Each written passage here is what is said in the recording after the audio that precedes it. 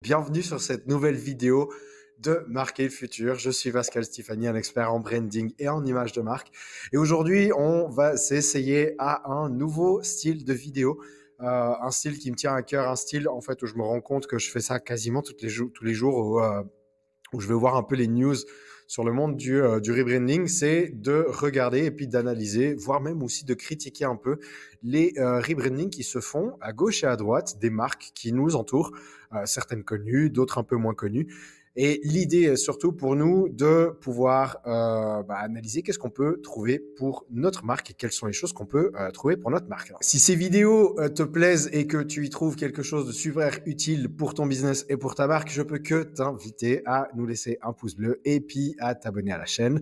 Si tout d'un coup tu veux manquer aucune vidéo de cette chaîne, je t'invite aussi à cliquer sur la cloche de telle sorte à recevoir une notification dès qu'une nouvelle vidéo sera disponible. Et aujourd'hui, on va regarder une marque qui me tient plutôt à cœur, ou en tout cas un produit que je connais bien et puis qu'on a tous un peu connu en tout cas dans notre enfance. C'est la marque Toblerone, le petit chocolat suisse en forme de triangle. Et il s'avère que Toblerone a demandé un rebranding cette année et on va pouvoir le voir. Alors, Toblerone, c'est une marque de chocolat qui a été commercialisée pour la première fois en 1908, donc c'est une marque déjà centenaire. C'est l'un des chocolats les plus connus au monde, notamment grâce à sa forme triangulaire qui la rend bien différent de toute la concurrence. C'est un chocolat qui a été créé à la base par deux personnes. La première s'appelle Theodor Tobler et son cousin s'appelle Emil Baumann. Le chocolat a été créé à Berne, dans la capitale de la Suisse. Et si on regarde l'icône du Matterhorn, qui est la montagne dessinée, on y trouve notamment dedans un petit ours caché en espace négatif. Et c'est ça qui fait notamment le kiff de tous les designers, parce qu'il faut savoir que le logo Toblerone initial, en tout cas le Matterhorn avec l'ours dedans, fait partie des logos un peu iconiques de notre métier, puis dans notre domaine, tout simplement parce que l'ours qui est caché, on ne le voit pas directement. Maintenant, le mot Toblerone vient de la contraction du mot Tobler, le nom de famille de Theodor Tobler, et du Torrone, qui est le nougat que l'on trouve à l'intérieur des chocolats. Et c'est grâce à la contraction de ces deux mots qu'on pouvait également trouver Toblerone. Aujourd'hui, la marque a été rachetée par un groupe qui s'appelle Mondelez International. Et ce qu'il faut savoir, c'est que c'est quand même un putain de produit parce que rien que l'année passée, Toblerone a généré plus de 400 millions de chiffres d'affaires. Donc, voilà, une petite marque qui fonctionne bien et qui avance. C'était le temps pour un rebranding. Ça fait un petit moment qu'ils n'avaient pas changé, puis ils se sont dit que c'était un peu le bon moment. Puis on va regarder là tout de suite les changements. J'ai demandé à Lise de mon équipe de me compiler les images, des éléments qui ont été créés par l'autre agence sur une page Notion, et puis on va voir ça tout de suite. Alors, ouais, on voit déjà, voilà l'ancien logo avec. Je t'avoue que je suis surpris et puis que j'aime pas du tout. Je trouve pas ça très beau en fait. Ça me paraît grossier. Vraiment. Ah. Voilà, bon, je t'enregistre tout, hein. Tu vois que, enfin, je veux pas vraiment couper là-dessus, mais j'ai vraiment du mal avec cette écriture méga grossière. Alors, je vois les changements qui ont été faits, hein, tu vois, je veux dire, on est passé d'un dégradé de rouge à un rouge tout seul. L'ombre portée, elle a été un peu plus renforcée, elle est légèrement plus proche de l'écriture. Et le contour doré, il est plus petit.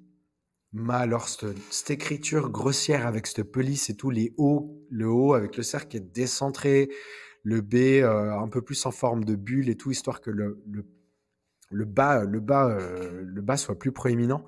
Je trouve vraiment pas ça beau, quoi. En fait, j'ai vraiment l'impression que c'est fait par un gamin. Et je peux imaginer l'envie d'aller dans un côté plus fun, plus amusé, plus youpi, c'est cool, c'est la fête quand on mange un Toblerone, ce genre de choses. Mais vraiment là comme ça, à première vue, je trouve vraiment pas ça très beau. On va regarder un petit peu qu'est-ce qu'il y a d'autre. Là, on a le packaging qui est présenté. Alors, Écoute, sur le packaging, ça passe. Après, le packaging est lui-même iconique. Ils n'ont pas du tout changé le packaging en forme de triangle. Et il n'y a aucune raison, parce que ça, c'est vraiment puissant. Quand on trouve un paquet de Toblerone sur un étalage, il fait la différence. Il est iconique, il est reconnaissable. Donc ça, c'est très bien de l'avoir gardé comme tel. J'adore et je trouve très très beau là, comme ça, le triangle unique posé comme ça de profil sur le paquet, histoire de voir quel chocolat on va manger, parce que faut savoir que à la base, dans les packaging de Toblerone, c'était la couleur du packaging qui définissait quel type de chocolat on avait, mais on ne se rendait pas spécialement compte, d'autant plus qu'ils avaient pas mal de variétés et que c'était pas tout le temps facile à voir. Je vois que le Matterhorn ici et l'icône, le symbole a été modernisé. Ils ont des lignes un peu plus droites. On est moins dans ces lignes un peu en type gravure. Et là, on reconnaît beaucoup plus rapidement, voilà, l'ours qui se trouve ici et qui est caché dans la montagne. Donc là-dessus, oui, pourquoi pas. Puis tu vois, quand je te disais Berne qui est caché dedans, il y a Berne. C'était un petit clin d'œil quand même à la région de Berne. Bien. On garde cette idée des packaging avec des couleurs différentes. Smart, c'est bien. Perso, le fait d'avoir montré le chocolat directement sur le paquet, je trouve ça très bien. C'est une addition qui est super intéressante, qui rend bien. Mais alors, là, cette écriture, en fait, je sais pas, je comprends pas où est-ce qu'elle va, je comprends pas quelle est l'idée derrière. Ça me parle très peu. Et il y a un côté où c'est une modernisation qui est pas. Enfin, elle apporte rien en fait en soi. Il n'y a pas d'ajout. Et là, on arrive sur quelques applications qui sont super intéressantes. Là, ce qui me plaît le plus, c'est cette idée-là. C'est le triangle ici, un petit carré, enfin un petit carré, une forme triangulaire qui est posée avec les produits qu'on peut trouver dedans. Ça, c'est super smart. Le message Be More Triangle, je trouve ça vraiment cool. Après, c'est une nouvelle écriture, d'autant plus que là, on voit Tobler enfin, on arrive à deviner Tobler dans une vieille, vieille écriture. Je peux imaginer, puis je pense que c'est la première écriture qui a été utilisée pour le packaging des Toblerone à l'époque. Et puis l'idée, c'était de revenir un peu et puis de faire un clin d'œil au passé. Mais là, on voit que déjà, rien que là, il y a 3 écritures. Et enfin, ça fait beaucoup, quoi. Ça fait vraiment beaucoup. L'idée de base d'avoir ce côté très créatif, d'avoir ces couleurs iconiques au packaging de Toblerone qui se prennent. Et encore, il y a le bleu là qui a rien à voir. Je crois que oui, le bleu, il existe. Mais d'avoir comme ça toutes ces couleurs qui se mélangent, on a vraiment l'intention chez Toblerone de vouloir se dire, tiens, on va aller un peu plus dans l'archétype du jester, du bouffon, du roi, qui est l'archétype qui veut vraiment créer des relations par le biais du fun, par le biais de l'amusement, voilà, de la joie, du fun. Et là, on est sur une marque qui veut la jouer un tout petit peu on casse un peu les règles, sans pour autant les combattre, mais on te montre qu'on peut faire différemment, et puis surtout qu'on peut s'amuser. Alors c'est bien, c'est chouette, mais j'ai vraiment la sensation que ça va un peu dans tous les sens et que on te balance un peu tout dans la figure, euh, juste pour tout te balancer dans la figure, quoi. Et puis pour te dire, regarde, il y a plein de choses dans le Toblerone, où il y a plein de choses qui sont posées avec le Toblerone. Cette idée de recherche, là, c'est assez cool. Je pense que bien travaillé, puis avec un tout petit peu de consistance, on pourra en faire des publicités vraiment intéressantes et sur lesquelles on peut vraiment jouer. Ça aussi, c'est vraiment sympa. Euh, ce shot-là, il est super cool. Ce shot-là, il est cool. Il montre clairement cette idée où Toblerone a vraiment envie a vraiment cette position où, oui, on est différent, on assume, et c'est ça qui fait l'iconicité, qui fait la particularité de Toblerone. Ok, très très bien. Ça me plaît beaucoup. Moi, j'ai l'impression que là, on est rien que sur ce shot-là, on a une publicité qui peut vraiment bien cartonner et puis qui fonctionne en disant on est unique, c'est assumé. Et c'est pour cette raison qu'on va nous préférer plutôt que quelqu'un d'autre. Là, par contre, tu vois, moi, je comprends pas pourquoi ils sont revenus et puis pourquoi ils ont utilisé en fait cette vieille écriture en script qui peut-être, hein, Je te dis, de mémoire, c'est une écriture qui a été utilisée sur les vieux paquets de Toblerone, quand toi et moi, on n'était pas encore nés. Le produit comme ça, vu de profil, avec juste un Toblerone qui est posé sur le sol avec son ombre sur fond de couleur, je trouve ça génial. Ça laisse une grosse part comme ça au produit qui lui-même est iconique, qui est aussi comme ça qu'on le consomme finalement. On casse à chaque fois un triangle. Et ça fait le taf, en fait. Il n'y a pas besoin d'avoir une signature en dessous ou de cette écriture en script. Elle n'est pas nécessaire. Euh, j- j'ai vraiment cette sensation où on loupe vraiment la marque euh, en, en voulant rajouter beaucoup trop de trucs dedans. Et à chaque fois, on aimerait rajouter ce petit truc en plus, et puis ce petit truc en plus, alors que le produit en lui-même, il est génial. Et juste le fait de pouvoir partager un Toblerone et puis chacun a son triangle, que ce soit facile à partager, je trouve ça géant. Et rien que le produit sur le fond de couleur, ça fait le taf. Donc là, c'est un peu dommage, quoi. C'est un peu dommage. Voilà. Donc là, on voit le packaging en mode 3D. Moi, je trouve ça géant. C'est ok, c'est cool. Euh, le paquet en soi change pas, il va toujours être reconnaissable et il va toujours super bien fonctionner. Je suis vraiment pas fan de cette écriture en script. Elle aide en rien. Elle cache la montagne avec l'ours qui est ultra iconique et qui fonctionne très bien tout seul. Il y a un peu ce truc où, ouais, enfin, je me répète encore, quoi, mais ils veulent mettre plein de trucs dedans, alors qu'en soi, il n'y a vraiment pas besoin, quoi. Je veux dire, entre un packaging en forme de triangle iconique, le produit qui se veut iconique, le logo de la montagne avec l'ours, ça suffit, c'est complètement suffisant. Tu rajoutes à ça un design system où tout d'un coup, les couleurs de packaging te disent que c'est un autre produit, une variante du produit, et c'est complètement suffisant. Là, tu vois, là, pour moi, il y a plein de trucs. En fait, la nouvelle écriture, pourquoi pas, mais puis même, moi, cette nouvelle écriture, je la trouve vraiment grossière, vraiment pas belle. Elle n'est pas là pour soulever ce côté un peu iconique. Alors, il y a eu beaucoup d'entreprises et puis beaucoup de marques. Je pense notamment à Burger King, qui a refait son rebranding cette année ou l'année passée, je crois, et puis qui sont revenus sur une version de leur logo qui date des années 50 pour redonner un côté un peu plus old school. Euh, ça va super bien avec Burger King parce que Burger King a encore plus solidifié son côté un peu de sale gosse. Et dans toutes les publicités, dans toutes les communications qu'ils font, ils ont vraiment ce côté un peu sale gosse. Mais là, chez Toblerone, bah, j'ai l'impression qu'ils ont dit: Oh, regardez ce qui se fait chez Burger King, c'est vachement cool, on aimerait bien que vous fassiez pareil. Ils ont essayé, et puis ben, cool, t'as Beam or Triangle. Super. Mais en fait, au-delà de ça, la police d'écriture qui est créée, là, qui est posée, il y a rien de vraiment super fun, d'iconique et de vraiment équilibré. D'ailleurs, chose super intéressante, l'écriture qui est posée ici, là, c'est encore l'ancienne. On le voit avec le B. Le B, c'est pas le même qui a été proposé. En fait, regarde, c'est pas la même écriture que ce qui est proposé sur le nouveau packaging de Toblerone. On le voit là, le B, tu vois, attends, là, voilà. Le B, il est encore à l'ancien, il est complètement différent que celui qu'on peut lire encore dans ce Beam or Triangle avec l'écriture qu'ils ont faite là. Et donc, il y a l'écriture pour le logo Toblerone, puis ensuite de ça, il y a l'écriture qui est une nouvelle version, un peu plus modernisée de l'ancienne version qui était de l'ancienne version du logo Toblerone. C'est compliqué, putain. C'est, enfin, je sais pas moi. Tous ces détails, c'est dingue, c'est dingue. Ça, par contre, ça c'est génial. Ça, c'est parfait.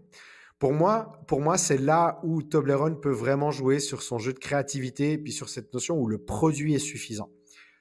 Là, l'application de juste je prends le triangle et puis ça me permet d'en faire quelque chose de complètement nouveau et puis de créer quelque chose de nouveau depuis ce produit-là, c'est géant. C'est vraiment bon.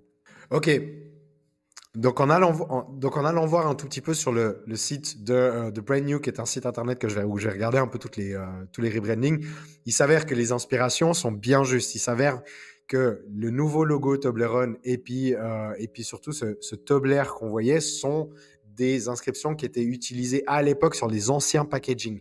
Euh, on voit là notamment sur le logo que voilà, Tobler avec le haut, etc. On revient à l'ancienne, ce qui est vraiment un mouvement assez fréquent. Hein. Je t'en parlais, Burger King est revenu à l'ancienne, Peugeot aussi, le nouveau logo de Peugeot est en fait en réalité une ancienne version qui date de 1970, je crois, je ne veux pas dire de bêtises. Au pire, j'aurais dit très si je dis des conneries ou pas, hein, je m'en fous. Mais c'est une ancienne version. Et bah, l'idée, c'était de dire, ah tiens, on revient un petit peu à ce qui se faisait dans le passé et tout. C'est un peu un grand problème pour beaucoup de marques aujourd'hui. Elles ont la sensation que de retourner sur quelque chose du passé pour remontrer un tout petit peu la tradition et tout, c'est une façon c'est une façon facile de revenir aux valeurs, de tout ça, dans un monde qui se perd, où c'est difficile de communiquer, machin. On te fait des nouveaux logos à base d'anciens pour te dire qu'on est là depuis longtemps et puis qu'on a survécu, puis qu'à l'époque on avait des valeurs. Mais enfin, je trouve ça pourri, quoi. Je suis désolé. Là, c'est vraiment chaud, quoi, de pouvoir trouver de la créativité là-dedans. Vraiment, vraiment chaud. Puis même pour Burger King, hein, c'est quelque chose où euh, j'adore la marque Burger King, comment elle s'est développée aujourd'hui avec son ton de voix qui est exceptionnel. Mais le fait de retourner avec un logo à l'ancienne, dur, quoi. C'est un peu plus dur. Là, on arrive sur quelque chose de encore nouveau. Donc, encore un truc en plus qu'on va pouvoir mettre sur Toblerone. T'as bien compris, hein, j'aime pas tellement ce qui s'est fait. En tout cas, je suis pas un grand fan. Mais là, on arrive en fait sur plein d'illustrations avec cette idée de send the feeling. J'ai pas lu ce que c'était, mais je peux imaginer que l'idée, c'est de pouvoir proposer des packaging différents. Je pense que c'est ça. Ouais, c'est ça. C'est l'idée de pouvoir proposer des packaging différents, peut-être soit dans des occasions spécifiques, Saint-Valentin, Noël, ce genre de choses, et de se permettre d'avoir des packaging qui reprennent là la même idée que ce qui avait été fait par Coca-Cola quand ils ont dit share a Coke with someone, et où tu avais les prénoms à la place du logo Coca-Cola, c'était ton prénom qui était écrit dans l'écriture de Coca-Cola. Et là, on voit que le packaging, tu vois, change, You Rock, machin, Beautiful Times, You and Me, etc. C'est vraiment cette notion où encore là, on est dans cette idée où Toblerone veut devenir de plus en plus une marque un peu créative, festive, joyeuse, où Toblerone, c'est le bon moment pour partager des bons moments, puis de pouvoir offrir un Toblerone à quelqu'un. C'est c'est joli, c'est beau, c'est joli. Je pense que acheter dans les magasins, ça va marcher. Mais là encore, moi, ce qui me saoule le plus là sur ce truc, c'est que c'est encore un élément en plus de créativité qui enlève l'iconicité puis l'unicité de Toblerone. Et ça, on, on dévie un peu. C'est con parce que Toblerone a vraiment, je vais dire avait, vraiment cette capacité de devenir un chocolat iconique. Et il y a de fortes chances qu'il le soit déjà, en fait. Mais à vouloir rajouter beaucoup trop d'artifices tout le temps, et puis de rajouter, puis de rajouter, puis de rajouter, on enlève la substance, on enlève le truc absolument dingue qui fait d'un produit iconique un produit iconique. Euh, ou même d'une marque iconique, une marque iconique. Prends le logo Nike, ils sont pas obligés de rajouter ça, puis ça, puis ça, puis ça, puis ça, histoire de faire en sorte que le logo va bien, quoi. Et là-dessus, je trouve que c'est, putain, il y a des packaging qui sont super jolis, mais rien que là encore. Voilà, on reprend l'idée de Coca-Cola, Share a Coke with someone, le packaging un peu différent, il y a rien de nouveau, quoi. Il y a rien de nouveau. C'est dommage. C'est dommage. Euh, Déjà, parce que on perd l'essence de Toblerone, bien que l'essence de Toblerone soit toujours là, le packaging qui a le triangle, le beau chocolat, c'est cool, mais on essaye de rajouter plein de trucs, sans doute parce que la marque était un peu en perte de vitesse ces dernières années. J'ai pas les chiffres, j'ai pas les tendances, je sais pas la raison enfin, quel a été le challenge qui a été présenté par l'entreprise quand elle a allé voir l'agence. Mais je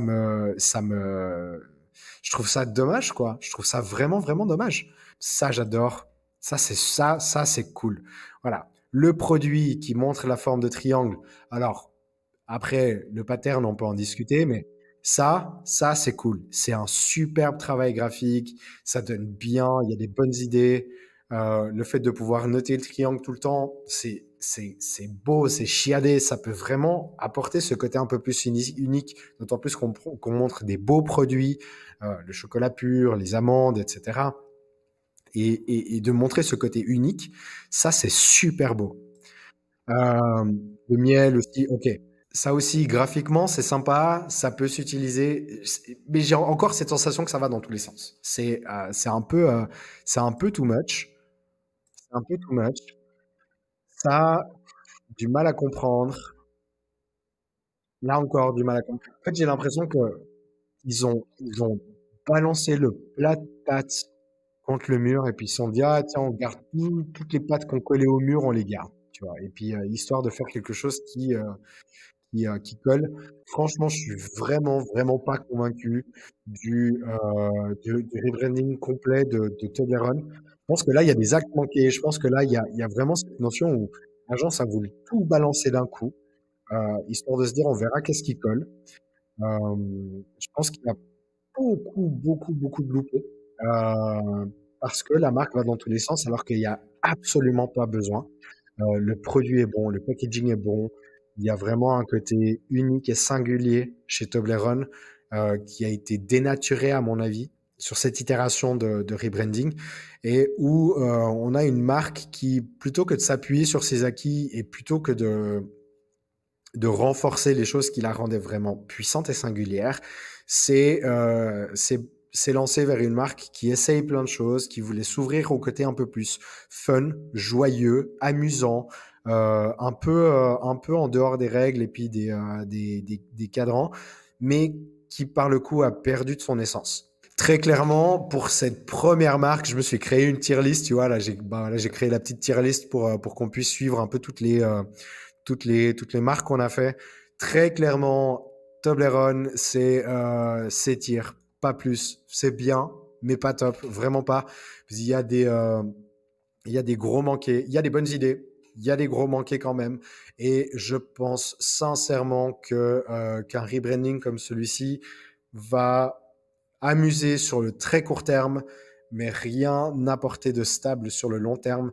C'est plus des petites stunts et des petites, tu vois, des petites tactiques comme ça utilisées à gauche et à droite, qui vont plaire sur le court terme, qui vont plaire sur des campagnes rapides, mais qui vont jamais pouvoir vraiment coller puis renforcer la marque Toblerone et qui vont permettre à Toblerone de se renforcer comme une marque iconique.